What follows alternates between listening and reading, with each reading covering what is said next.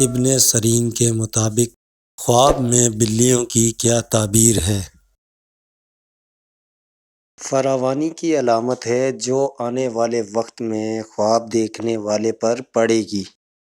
اگر کوئی شخص خواب میں غصے میں جنگلی بلی کو دیکھتا ہے تو یہ اس بات کا ثبوت ہے کہ منفی جذبات اس پر قابو پا رہے ہیں، جس سے وہ تھک گیا ہے اور کوئی مفید کام نہیں کرنا چاہتا۔ اگر کوئی شخص خواب میں بلیوں کو اس سے کچھ لے کر بھاگتے ہوئے دیکھے تو اس کا مطلب ہے کہ آنے والے وقت میں اسے کسی ایسے شخص سے دھوکہ اور لوٹ لیا جائے گا جسے وہ جانتا ہے۔ کسی شخص کے خواب میں بلی کے کاٹنے کا مطلب یہ ہے کہ وہ کسی بیماری میں مبتلا ہو جائے گا جو اسے ایک مدت تک اپنے روزمرہ کے کام کرنے سے روک دے گا۔